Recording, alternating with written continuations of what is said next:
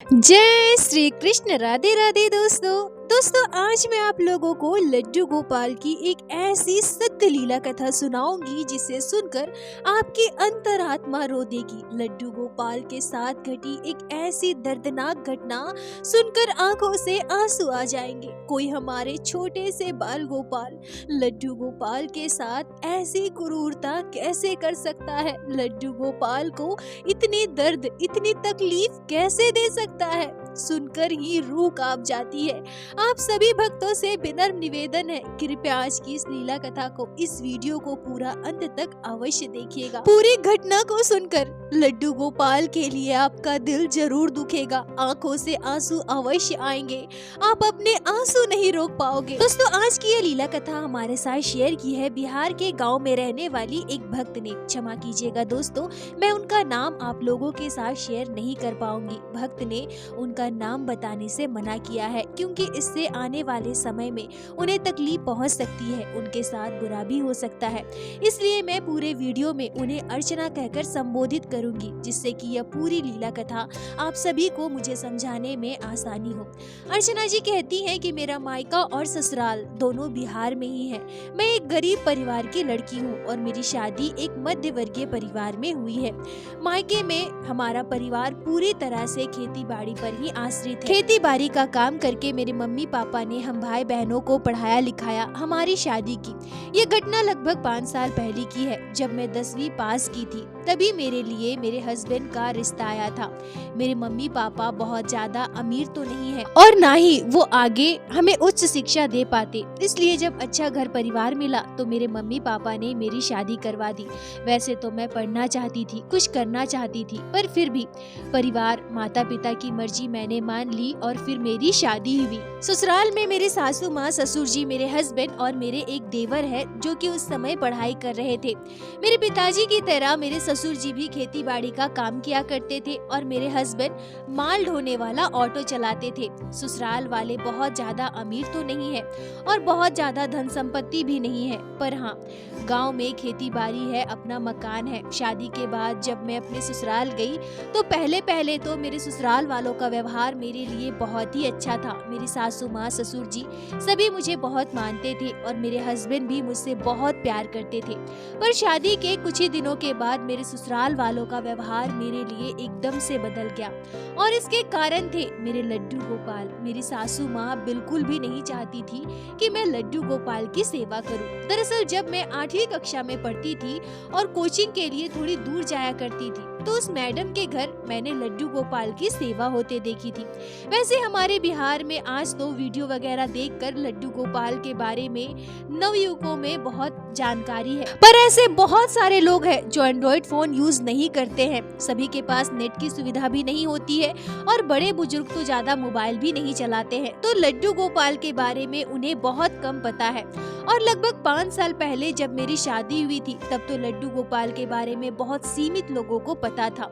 मैं भी जब अपने मायके में लड्डू गोपाल की सेवा प्रारंभ की थी तो मुझे अपने परिवार वालों को समझाने में बहुत समय लगा था, पर फिर भी मेरे मम्मी पापा सभी ने मुझे लड्डू गोपाल की सेवा की इजाजत दी। मैं बाल गोपाल से बहुत प्रेम करती थी और मैंने हमेशा अपने मायके में कह रखा था कि शादी के बाद मैं लड्डू गोपाल को अपने साथ ससुराल लेकर जाऊंगी। मेरी शादी के कुछ ही दिनों के बाद होली का त्योहार आया। शादी के बाद पहली होली हमारे बिहार में मायके में ही मनाई जाती है, तो मैं भी अपने हस्बैंड के साथ मायके गई और इस बार लड्डू गोपाल को अपने साथ ससुराल लेकर आई। अर्चना जी कहती हैं कि बचपन से ही मैं मांस मछली नहीं खाती थी और जब से मैंने लड्डू गोपाल की सेवा ली थी तब से प्याज लहसुन खाना भी पूरी तरह से बंद कर दिया था। तभी मैं अपने मायके में लड्डू गोपाल को अन्न का भोग लगा पाती थी। जब मैं पहली बार लड्डू गोपाल को लेकर अपने ससुराल आई तब मेरी सासू माँ बाल गोपाल को देखकर एकदम से अबाक हो गई और मुझसे कहने लगी कि ये क्या है बहू, तुम भगवान की मूर्ति को अपने मायके से क्यों लेकर आई हो? हमारे घर के मंदिर में तो सभी भगवान की मूर्तियां हैं ना, और फिर इन्हें लाने की क्या जरूरत है? अर्चना जी कहती हैं कि तब मैंने अपनी सासू माँ को समझाया, उन्हें बताया कि ये बाल गोपाल है, लड्डू गोपाल है, भगवान श्री कृष्ण के बाल स्वरूप है। मैं अपने मायके में इनकी सेवा किया करती थी मैंने हमेशा सोच रखा था कि शादी के बाद मैं अपने ससुराल इन्हें लेकर जाऊंगी। और मम्मी जी, ये घर के बाकी भगवानों की मूर्ति की तरह बिल्कुल नहीं है। ये छोटे से नन्हे गोपाल हैं। इनकी सेवा बच्चों की तरह की जाती है, इनका बहुत ध्यान रखा जाता है, इनसे खूब प्रेम किया जाता है। ये कृष्ण है। अर्चना जी कहती हैं कि जब मैंने इतना सब कुछ अपनी सासू माँ को बताया तो मेरी सासू माँ कहती है कि मुझे इतना सब कुछ नहीं पता, तुम्हें जो करना है करो। और फिर मैंने लड्डू गोपाल को हमारे घर के मंदिर में विराजित कर दिया और उनकी सेवा प्रारंभ कर दी। पर मेरे ससुराल में दिक्कत तो तब प्रारंभ हुई जब मैं लड्डू गोपाल के लिए अलग से भोजन बनाने लगी। अपने लल्ला को अलग से भोजन लगाकर भोग लगाती थी और वही भोजन मैं खुद ग्रहण करती थी, क्योंकि मैंने शादी से पहले ही प्याज लहसुन खाना सब कुछ छोड़ दिया था और मांस मछली तो मैं बिल्कुल भी बचपन से ही नहीं खाती थी और यही मेरे ससुराल वालों को बिल्कुल भी पसंद नहीं आया। दरअसल हमारे बिहार में बलि प्रथा चलती है। दशहरा हो या फिर होली या फिर कोई भी त्योहार, हमारे कुल देवियों को बकरे की बलि दी जाती है। मेरे ससुराल में सभी मांस मछली खाते हैं, पर मेरे ससुराल वालों को यह बिल्कुल भी पता नहीं था कि मैं मांस मछली नहीं खाती हूँ। और फिर जब मैं लड्डू गोपाल की सेवा प्रारंभ कर दी, मेरी सासू माँ को, मेरे ससुराल वालों को इस बात से बहुत दिक्कत होने लगी। अब क्योंकि मैं मांस मछली नहीं खाती थी तो मुझे वो पकाने की भी बिल्कुल भी इच्छा नहीं होती थी। मैंने अपनी सासू माँ से कह दिया था कि मैं मांस मछली नहीं पकाऊंगी क्योंकि उसकी गंध मुझे बिल्कुल भी बर्दाश्त नहीं होती है। उसके अलावा मैं सारे काम करती थी, पर जब कभी घर में मांस मछली बनता था तो मेरी सासू माँ ही बनाती थी और यहीं से शुरुआत होती है मेरे साथ मेरे सासू माँ के मतभेद की। अब मेरी सासू माँ मुझे तरह तरह के ताने दिया करती थी, मुझसे लड़ाई झगड़ा किया करती थी। मेरे मम्मी पापा को भी कॉल करके बहुत कुछ सुनाती थी। कहती थी कि अगर तुम्हारी बेटी इतनी बड़ी पुजारन है तो पहले बता दिया होता ना, ऐसी लड़की को हम घर की बहू क्यों बनाते। हम सभी मांस मछली खाते हैं, हमारे घर पर जितने भी मेहमान आते हैं सभी मांस मछली खाते हैं, सबके लिए पकाना पड़ता है। अब तुम्हारी बेटी लड्डू गोपाल को लेकर आई है, लड्डू गोपाल की सेवा करती है। अरे हम हमारे परिवार में ये सब नहीं चाहते हैं। हमारे घर में कोई भी मेहमान आए तो हम उन्हें मांस मछली ही खिलाते हैं, ये हमारे बिहार का रिवाज है, ये आपको भी पता है। अब तुम्हारी बेटी तो दिन भर पूजा पाठ में लगी रहती है, मांस मछली छूती तक नहीं है। मैं क्या करूं? क्योंकि मैंने अपने बेटे की शादी इसीलिए क्या कि मैं वृद्धावस्था में खाना बनाऊंगी। दोस्तों, अर्चना जी कहती हैं कि अभी मेरी शादी को 1 महीने भी पूरे नहीं हुए थे, मेरे ससुराल में मेरे साथ बहुत बुरा व्यवहार होने लगा था। एक तो मैं गरीब परिवार से थी, इसीलिए मुझे ताने सुनने को मिलते थे और साथ ही साथ मेरे लड्डू गोपाल की सेवा मेरे ससुराल वालों को बिल्कुल भी पसंद नहीं थी। कोई नहीं चाहता था कि घर पर मैं लड्डू गोपाल की सेवा करूं। पर हाँ, मेरे हस्बैंड बहुत अच्छे हैं, उन्होंने मेरा हमेशा साथ दिया। वैसे पहले पहले तो मेरे हस्बैंड ने भी मुझसे यही कहा था कि लड्डू गोपाल को अपने मायके में छोड़कर आओ, अगर इनके वजह से घर पर कलेश हो रहा है तो तुम इन्हें अपने मायके में ही रख कर आओ, क्या जरूरत है इनकी सेवा करने की। फिर जब मैंने अपने हस्बैंड को समझाया, उन्हें बताया कि मैं अपने लल्ला से बहुत प्रेम करती हूँ और मैं अपने लड्डू गोपाल के बिना नहीं रह सकती, और वैसे भी मैं घर के सारे काम करती हूँ, खाना बनाती हूँ, सब कुछ करती हूँ, यहाँ तक कि मैं अपने ससुराल वालों के लिए प्याज लहसुन का खाना भी बनाती थी। बस मैं मांस मछली नहीं बना पाती थी क्योंकि उसकी गंध मुझे बिल्कुल भी बर्दाश्त नहीं होती थी। मैंने अपने हस्बैंड को बहुत अच्छे से समझाया, उन्हें बताया कि मैं लड्डू गोपाल से कितना प्रेम करती हूँ। उन्हें मैंने समझाया कि लड्डू गोपाल भगवान है, भगवान श्री कृष्ण के बाल स्वरूप है, और लड्डू गोपाल की कृपा से मेरे हस्बैंड ने मेरा साथ दिया। वो समझे, मेरी व्यथा को समझे, ठाकुर जी के प्रति मेरे प्रेम को समझे, और हमेशा अपने मम्मी पापा को समझाते थे कि अगर ये मांस मछली नहीं खाती है तो क्या हो गया, नहीं पकाती है तो कोई बात नहीं, बाकी के सारे काम तो करती है ना, फिर इसमें क्या दिक्कत है। अर्चना जी कहती है कि जब मेरे हस्बैंड ने भी मेरा साथ देना शुरू कर दिया तो यह बात मेरी सासू माँ को बिल्कुल भी अच्छी नहीं लगी। उन्हें यह बात चुभने लगी कि उनका बेटा मेरा साथ दे रहा है। पर सच कहूँ तो मैंने कभी भी अपने सासू माँ ससुर जी की सेवा में कोई कमी नहीं की। मैं घर के सारे काम करती थी, उनकी हर जरूरत का ध्यान रखती थी, सब कुछ करती थी। पर बस मैं अपने लड्डू गोपाल से दूर नहीं हो सकती थी, मैं अपने लड्डू गोपाल की सेवा नहीं छोड़ सकती थी। इसीलिए मैंने अपने लड्डू गोपाल की सेवा जारी रखी। ऐसे ही लगभग 3 महीने बीत गए और तभी घटती है मेरे जीवन में वो दर्दनाक घटना। दोस्तों, इसके बाद अर्चना जी ने मुझसे जो बात कही उसे सुनकर मेरा कलेजा कांप गया। अर्चना जी कहती हैं कि मेरी ननद हमारे घर पर आई थी और उनके साथ उनके 2 छोटे छोटे बच्चे भी आए थे। अब छोटे बच्चे तो होते ही हैं नटखट, शरारती। जब मेरी ननद के बच्चों ने लड्डू गोपाल को देखा तो उन्हें गोद में लेने की जिद करने लगे, लड्डू गोपाल के साथ खेलने की जिद करने लगे। और सच कहूँ तो मेरे लल्ला से मेरे ससुराल में कभी किसी ने प्रेम नहीं किया था। तो जब मेरे ननद के बच्चों ने लड्डू गोपाल से लाड लड़ाना चाहा, उन्हें गोद में लेना चाहा, तो मुझे एक अलग ही खुशी महसूस हो रही थी। मुझे बहुत प्रसन्नता हुई और मैंने भी बच्चों को बाल गोपाल के साथ खेलने की इजाजत दे दी। पर सच कहती हूँ, मैंने कभी भी अपने लल्ला को बच्चों के साथ अकेला नहीं छोड़ा। जब मैं लड्डू गोपाल की सेवा करती थी, उन्हें स्नान वगैरह करवाती थी, उसी समय बच्चों के गोद में थोड़ी देर के लिए अपने लड्डू गोपाल को दे दिया करती थी। और बच्चों को मैंने समझा भी दिया था, बेटा ये ठाकुर जी है, भगवान है, इन्हें छूना नहीं है। और बच्चे भी बहुत समझदार थे, कभी भी खुद से लड्डू गोपाल को स्पर्श नहीं करते थे। जब मैं लड्डू गोपाल की सेवा करती थी, उन्हें स्नान वगैरह करवाती थी, तभी मामी मामी कहकर मेरे पीछे घूमते थे और लड्डू गोपाल को गोद में लेते थे। मेरी ननद हमारे घर पर लगभग 15 दिनों तक रुकी थी। अगले दिन मेरी ननद, उनके बच्चे और मेरी सासू माँ ससुर जी सभी मेरे मौसी सास के घर जाने वाले थे। उनकी लड़की की शादी थी और मेरे नंदोई यानी कि मेरे ननद के हस्बैंड बाहर रहते हैं, दिल्ली में जॉब करते हैं। मेरी ननद भी इसीलिए हमारे घर पर आई थी ताकि वो मेरी सासू माँ ससुर जी के साथ शादी में जा सके। उस दिन हमेशा की तरह मांस मछली पकाने को लेकर मेरी सासू माँ से मेरी थोड़ी बहस हो गई थी। अब क्योंकि अगले दिन शादी में जाने वाले थे सभी, तो उस दिन हमारे घर पर ससुर जी ने चिकन लाया था। मैंने घर का सारा काम किया, लड्डू गोपाल की सेवा की, मैंने सभी के लिए दाल चावल सब्जी सब कुछ बनाया। फिर मैंने थोड़ा सा सात्विक भोजन भी बनाया लड्डू गोपाल को भोग लगाने के लिए, और उसी को मैं खुद भी पाती थी। तभी मेरी सासू माँ हमेशा की तरह मुझे ताना देने लगी, वही सारी बातें फिर से कहने लगी, कैसी बहू मिली है, मुझे इस उम्र में खुद ही खाना बनाना पड़ रहा है, मांस बनाना पड़ रहा है, और अभी ये इसी उम्र से पूजा पाठ में लग गई है। तुम नहीं खाओगी तो मत खाओ ना, कम से कम घर पर मेहमानों के लिए तो बना सकती हो ना। अर्चना जी कहती हैं कि ऐसे ही मेरी सासू माँ ने मुझे कई बात सुनाई, मुझे बहुत कुछ कहा, और हमेशा मेरी सासू माँ यही कहा करती थी कि लड्डू गोपाल को अपने मायके में रख कर आओ। मेरी सासू माँ को ऐसा लगता था कि अगर लड्डू गोपाल को मैं मायके में रख कर आऊंगी, उनकी सेवा छोड़ दूंगी, तो शायद मैं सबके साथ मांस मछली खाने लगूंगी, मांस मछली पकाने लगूंगी, और घर पर जो मैं अलग से खुद के लिए खाना बनाती हूँ, लड्डू गोपाल को भोग लगाने के लिए बनाती हूँ, वो मैं नहीं करूँगी। मतलब मैं सबके साथ खाना खाना शुरू कर दूंगी।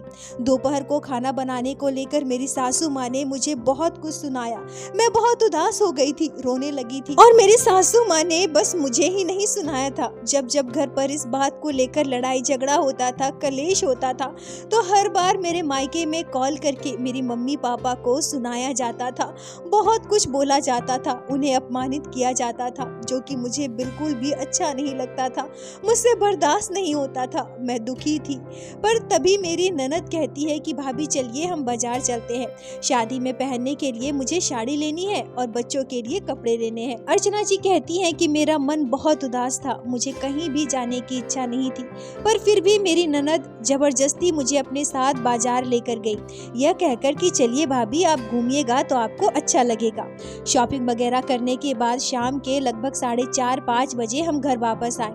थोड़ी देर के बाद दिया बाती करने का समय हो रहा था, लड्डू गोपाल को भोग लगाने का समय हो रहा था, तो मैंने कपड़े वगैरह बदल कर स्वच्छ हो गई और घर के मंदिर में गई। पर वहां जाकर मैंने जो दृश्य देखा, उसे देखकर मेरे पैरों तले की जमीन खिसक गई। लड्डू गोपाल अपने स्थान पर नहीं थे।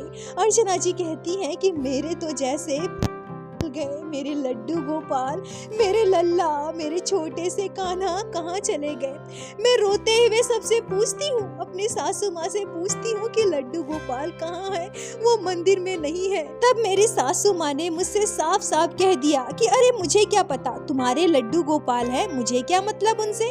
अर्चना जी कहती है कि मैं मंदिर का कोना कोना छान मारी, मेरे लड्डू गोपाल मुझे नहीं मिले। फिर मुझे लगा कि शायद बच्चे लड्डू गोपाल को उठाकर घर पर यहाँ वहाँ रख दिए होंगे। मैंने बच्चों से भी पूछा पर बच्चों ने साफ साफ कहा कि मामी हमें नहीं पता, हमने लड्डू गोपाल को छुआ भी नहीं है, हमें नहीं पता मामी।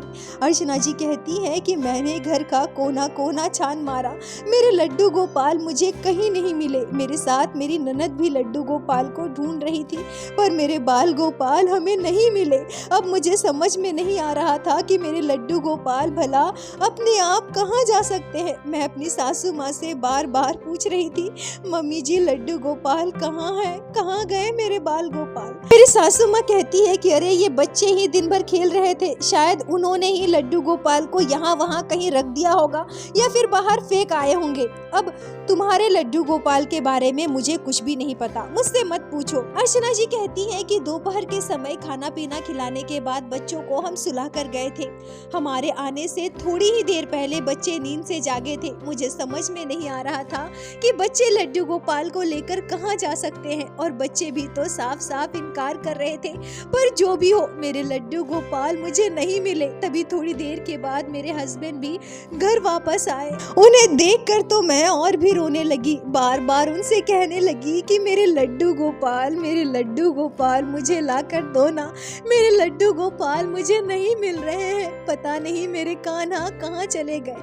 अर्चना जी कहती है कि मुझे ऐसा लग रहा था जैसे अभी मेरे प्राण निकल जाएंगे। मैं बार बार बच्चों के पास जाती हूँ, उनसे पूछती हूँ कि बाबू लड्डू गोपाल कहाँ है बाल गोपाल। बच्चे मुझे बार बार यही कह रहे थे कि मामी हमें नहीं पता, हम तो सो रहे थे ना, हमने लड्डू गोपाल को नहीं छुआ है।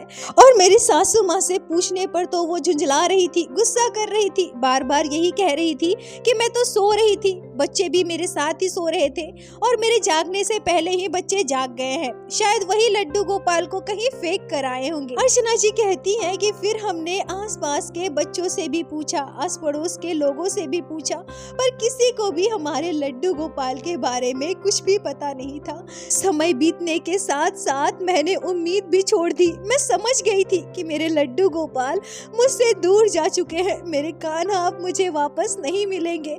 मैं बहुत रोई। मेरे हस्बैंड, मेरी ननद सभी मुझे चुप करवा रहे थे, पर मेरी सासू माँ एक बार भी मेरे पास नहीं आई, ना ही मुझे चुप करवाया। तभी रात के लगभग 8 बजे मेरी सासू माँ कहती है कि बस रोती ही रहोगी या खाना भी बनाओगी और कितना नौटंकी करोगी। अरे भगवान की मूर्ति ही तो है ना, और भगवान का फोटो तो हमारे घर के मंदिर में भी है, उनकी पूजा कर लेना। बच्चे तो नादान होते हैं, लड्डू गोपाल को कहीं जाकर फेंक दिए होंगे, तो क्या इसके चक्कर में तुम हमेशा रोती रहोगी, मातम बनाओगी, घर का कोई काम नहीं करोगी।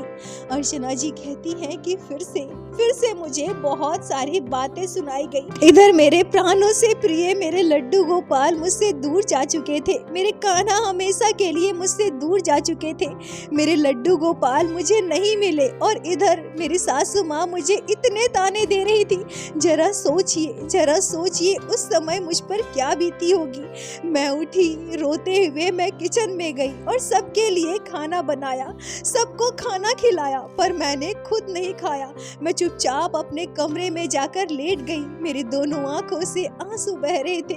मैं बार बार अपने लड्डू गोपाल को याद कर रही थी, उनसे कह रही थी, कान्हा तुम कहाँ चले गए हो? हे मेरे कान्हा, तुम्हें भूख लगी होगी ना? हे लड्डू गोपाल तुम कहाँ हो? मैं तुम्हें कैसे भोग लगाऊं? मैं कैसे तुम्हें खिलाऊं? लड्डू गोपाल मैं तुम्हारे बिना कैसे रहूंगी? वापस आ जाओ कान्हा, वापस आ जाओ। अर्चना जी कहती हैं कि मेरे हस्बैंड मुझे चुप करवा रहे थे, बार बार मुझसे कह रहे थे कि देखो ऐसे रो मत, हम कल फिर से लड्डू गोपाल को ढूंढेंगे, बच्चों से आराम से पूछेंगे, देखो लड्डू गोपाल मिल जाएंगे, तुम ऐसे चिंता मत करो। पर मुझे तो अंदर से ऐसा महसूस हो रहा था कि नहीं, मेरे लड्डू गोपाल अब मुझे नहीं मिलेंगे, मेरे कान्हा के साथ बहुत बुरा हुआ है। और ऐसे ही रोते रोते मैं लेटे हुए थी। मेरे हस्बैंड भी लगभग 10:30 बजे सो गए। मेरी आंखों में बिल्कुल भी नींद नहीं था। आंखों के आगे बस लड्डू गोपाल का चेहरा घूम रहा था। मेरे कान्हा, मेरे छोटे से बाल गोपाल, मुझे बहुत बेचैनी हो रही थी। और पता नहीं क्यों मुझे ऐसा लग रहा था कि मैं बार बार पेशाब जाऊं। मुझे बार बार पेशाब आ रहा था। अर्चना जी कहती हैं कि उस दिन से पहले कभी भी मुझे ऐसे बार बार पेशाब नहीं लगता था। मुझे बार बार पेशाब जाने की इच्छा नहीं होती थी, पर उस दिन मुझे बार बार ऐसा लग रहा था कि मुझे पेशाब जाना है। जब मैं पहली बार पेशाब करने गई तब रात के 11:30 बज रहे थे। पेशाब करने के बाद मैं आंगन में ही खड़ी थी। मेरी आंखों में अब भी आंसू थे। मैं सोच रही थी कि मेरे लड्डू गोपाल कहाँ होंगे, मेरे कान्हा कहाँ होंगे, मेरे बाल गोपाल के साथ क्या हुआ होगा। मेरा दिमाग काम नहीं कर रहा था। मैं किससे कहूँ, क्या कहूँ, मुझे कुछ भी समझ नहीं आ रहा था। कहीं न कहीं सच कहूँ तो मेरा ध्यान मेरी सासू माँ की ओर ही जा रहा था। मैं समझ पा रही थी कि हो ना हो मेरे बाल गोपाल के साथ मेरे सासू माँ ने कुछ बुरा किया होगा, पर यह बात मैं किसी से कह नहीं पा रही थी। अंदर ही अंदर मेरा मन कचोट रहा था। जब मैं आंगन में खड़ी थी ना, तब मुझे ऐसा महसूस हुआ जैसे कोई दर्द से करा रहा है या फिर सिसक रहा है। मुझे नहीं पता ये क्या था, मेरा भ्रम था या सच में मैं किसी के कराहने की, किसी के दर्द की आवाज सुन रही थी, किसी के सिसकने की आवाज महसूस कर पा रही थी। मैं तुरंत पलटी, इधर उधर चारों ओर मैंने देखा, पर कहीं भी कोई नहीं था। मैं अंदर कमरे में गई, फिर बिस्तर पर जाकर लेट गई। थोड़ी देर के बाद मुझे फिर से पेशाब आया। मैं फिर से पेशाब करने के लिए आंगन में आई। यह प्रक्रिया बार बार चलती रही। लगभग 2-2.5 घंटे में मैं 5 से 6 बार पेशाब करने आंगन में जा चुकी थी। बार बार मुझे ऐसा महसूस हो रहा था जैसे कोई दर्द से करा रहा हो या फिर सिसक रहा हो, पर यह आवाज कहाँ से आ रही थी, यह बस मेरे मन का भ्रम था। मुझे कुछ भी समझ नहीं आ रहा था। पूरी रात मैं बेचैन थी, लड्डू गोपाल के लिए तड़प रही थी, कान्हा के लिए रो रही थी। मेरी आंखों में बस आंसू थे। तभी सुबह के लगभग 3:30 बजे मुझे फिर से पेशाब आया और मैं पेशाब करने के लिए फिर से आंगन में गई, पर वहाँ आंगन में जाकर इस बार मैंने अपनी आंखों से जो देखा, उसे देखकर मेरी रूह कांप गई, मेरा दिल दहल गया, मेरे पैरों तले की जमीन खिसक गई। मैं देखती हूँ कि एक बिल्ली जो हमारे आंगन में, हमारे घर में हमेशा घूमती रहती है, वही बिल्ली एक प्लास्टिक की पन्नी को नोच रही है, मतलब एक प्लास्टिक की थैली को नोच रही है। मैं जब वहां पहुंची तो देखती हूँ कि वह बिल्ली अपने पंजों से उस प्लास्टिक की थैली को फाड़ रही है, यानी कि कैरी बैग को नोच रही है। तभी बिल्ली ने उस प्लास्टिक की थैली में से लड्डू गोपाल के विग्रह को निकाला। बिल्ली के मुंह में थे मेरे लड्डू गोपाल, मेरे बाल गोपाल। अर्चना जी कहती हैं कि मेरी तो रूह कांप गई। मेरे लल्ला, मेरे लड्डू गोपाल बिल्ली के मुंह में है, बिल्ली उन्हें नोच रही है, बिल्ली मेरे लड्डू गोपाल को नोच रही है। और इससे पहले भी जब मैं पेशाब करने के लिए बार बार आ रही थी ना, तो बिल्ली वही प्लास्टिक की थैली के पास थी और बार बार उसे नोच रही थी, खरोच रही थी। पर जब मैं बाहर पेशाब करने आई तो बिल्ली मुझे देखते ही भाग खड़ी हुई, वहां से भाग गई। पर मैं अभागन बिल्कुल भी समझ नहीं पाई कि उस थैली में मेरे लड्डू गोपाल होंगे, मेरे बाल गोपाल ही होंगे। और यह दृश्य देखकर मेरी आत्मा विचलित हो गई। मैं जोर से चीखी। मेरे चीखते ही बिल्ली लड्डू गोपाल को अपने मुंह से छोड़कर भाग गई और फिर मैंने तुरंत अपने लल्ला को गोद में उठा लिया। मेरे लड्डू गोपाल बिल्ली के मुंह के लार से सने हुए थे।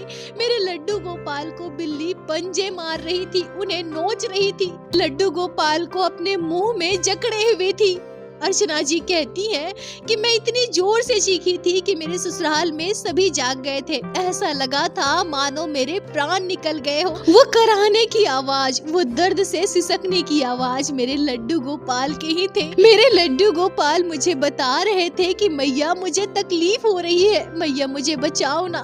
तभी तो बार बार मुझे पेशाब आ रहा था और जब भी मैं यहाँ आ रही थी तब मुझे ऐसा महसूस हो रहा था जैसे कोई सिसक रहा है, करा रहा है। मैं बार बार बिल्ली को देख तो रही थी पर मैं समझ नहीं पा रही थी, मैं बिल्कुल भी समझ नहीं पाई कि यहाँ मेरे लड्डू गोपाल होंगे, मेरे कान्हा होंगे। मेरे हस्बैंड, मेरी सासू माँ, ससुर जी, मेरी ननद सभी जाग गए जब आंगन में मेरे पास आए और सबने जब लड्डू गोपाल को देखा तो सभी का मुंह खुला का खुला रह गया। मेरी ननद मुझसे पूछती है कि भाभी लड्डू गोपाल कहाँ थे, लड्डू गोपाल आपको कहाँ मिले। तभी मैंने सभी को रोते हुए पूरी बात बताई। मेरी पूरी बात सुनकर सबके रोंगटे खड़े हो गए। पर यहाँ सवाल यह है कि मेरे लड्डू गोपाल यहाँ प्लास्टिक की पन्नी में यानी प्लास्टिक की थैली के अंदर कहाँ से आए।